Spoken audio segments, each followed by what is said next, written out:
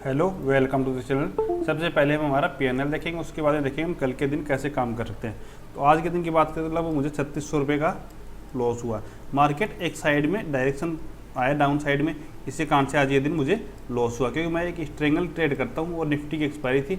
उसी के अंदर मैंने एक स्ट्रेंगल बनाया जिसके अंदर मैंने 22,200 की पुट को शॉर्ट किया और साइड में मैंने 22,900 की कॉल को अर्जिंग के लिए बाई किया था। और ये 22,450 को मैंने सी को शॉर्ट किया था। इस साइड में मुझे लगभग 4700 रुपये का प्रॉफिट हुआ। तो मुझे इस साइड में लगभग 7,000 रुपये का यहाँ पे लॉस हुआ। लॉस मुझे एक ट्रेड के अंदर ये 7,000 रुपये का लॉस नहीं हुआ है। ये मैंने 4 से 5 एंट्री बनाई थी पुट साइड में, उसके अंदर मुझे इतना लॉस हुआ। ये नहीं कि मैंने एक ही ट्रेड लिया और उसका मैंने एग्जिट नहीं किया, इस कारण से मुझे इतना लॉस हुआ है। अब यहाँ पे ऑर्डर विंडो के अंदर देखो तो मैंने बहुत टाइम बारी पुट की साइड में एंट्री बनाई थी, उसी कारण से मुझे इतना आज के दिन ये लॉस हुआ। एक ट्रेड के अंदर मैं कभी भी इतना बड़ा लॉस नहीं लेता हूँ। चाहे हम कोई भी सेटअप के ऊपर ट्रेड करें, उसके अंदर हमारे एसएल तो हिट होंगे, चाहे वो कैसा भी सेटअप हो एसएल आएंगे, लेकिन हमारा रिस्क रिवार्ड सही है तो कोई प्रॉब्लम नहीं आती। आज देखो कि मुझे लगभग 3600 रुपये का लॉस हुआ। कल के दिन आपको दिखाया था मैंने लगभग 8,000 रुपये का प्रॉफिट हुआ था। उससे पहले मुझे लगभग 3600 रुपये का प्रॉफिट हुआ था। उससे पहले मुझे लगभग 2,000 रुपये का प्रॉफिट हुआ था।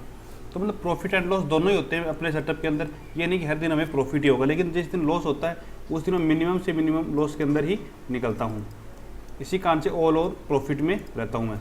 अभी चलो निफ्टी का देखते हैं। तो निफ्टी के अंदर हमारा ना डिस्कस था कि ये जो डे लो है इसको अगर ब्रेक करेगा, ये हमारा ये डे लो था कल का, इसको अगर ब्रेक करेगा तो हम एक पुट की पोजीशन को बाई कर सकते हैं। वही हुआ, यहाँ से आप देखोगे तो एक बहुत ही अच्छा हमें टारगेट आज के दिन अचीव हुआ।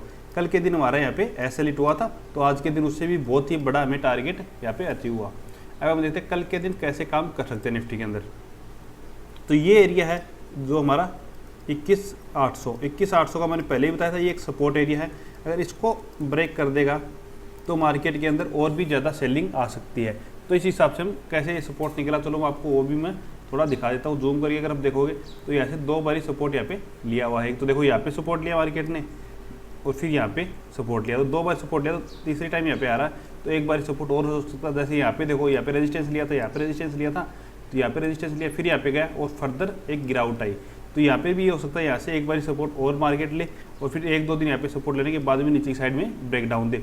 इतने बड़े सपोर्ट को ये नहीं हो सकता कि मतलब कल के कल ही ब्रेक कर दे, तो ऐसे चांसेस बहुत ही कम है। तो हमें ट्रेड का प्लान कैसे करना है वो देखते हैं। चलो, तो कल के दिन अगर हमें गैप डाउन मिलता कि मार्केट के अंदर सेलिंग आई हुई है और कोई भी प्रॉफिट बुकिंग भी नहीं आई हुई है अभी तक, तो अगर 22,800 के पास ओपन होता है तो हम 30 पॉइंट का एक ऐसा लगा के यहाँ पे पुट कॉल की पोजीशन को एक बाई कर सकते हैं। क्योंकि यहाँ से जिसने यहाँ पे बाई किया होगा, यहाँ पे बाई किया होगा, पुट को यहाँ पे बाई किया होगा, उसे गैप डाउन ओपन होने पे एक अच्छा प्रॉफिट दिखेगा, तो वो एक बार प्रॉफिट बुकिंग कर सकते हैं। तो 100 से 150 पॉइंट का एक अपसाइड में मूवमेंट हमें देखने को मिल सकता है। तो इस हिसाब से हम यहाँ पे कॉल की पोजीशन को बाई करेंगे एक बारी मार्केट अगर गैप डाउन ओपन होता है। तो अगर फ्लैट ओपन होता है तो अगर आज के डे लो को ब्रेक करेगा तो हम यहाँ पे एक कॉल की पुट की पोजीशन को बाई करेंगे, जिसका एसएल हम लगभग आज की क्लोजिंग का रखेंगे या फिर 30 से 40 पॉइंट के आसपास का हमारा इसके अंदर भी एसएल रहेगा।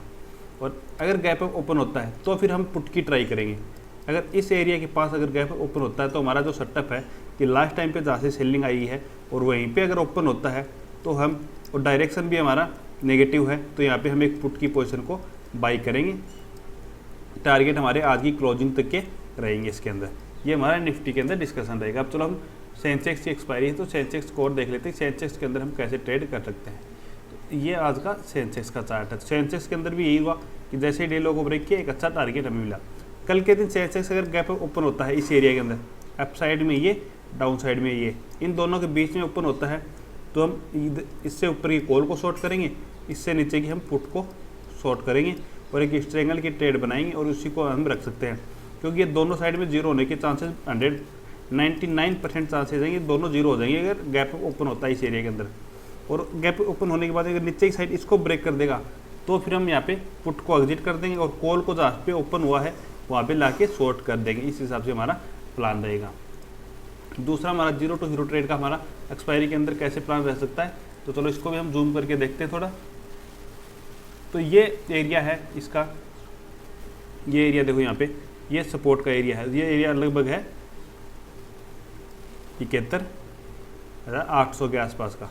ये एरिया एक सपोर्ट का एरिया। तो अगर यहाँ पे अगर हमें मिलेगा, जो यहाँ से 600 पॉइंट दूर है लगभग, तो यहाँ पे हमें सी की पोजीशन को बाई करके ट्राई कर सकते हैं, जिसकी प्राइस लगभग 10 से 15 रुपये के आसपास हो, उसको हमें बाई करना है। और यहाँ तक भी अगर वो आ गया तो हमें लगभग 100 से 125 पॉइंट तक के इसके अंदर हमारे टारगेट यहाँ पे मिल सकता है। ये हमारा 0 to 0 ट्रेड का एक्सपायरी के अंदर प्लान रहेगा। Okay, thank you.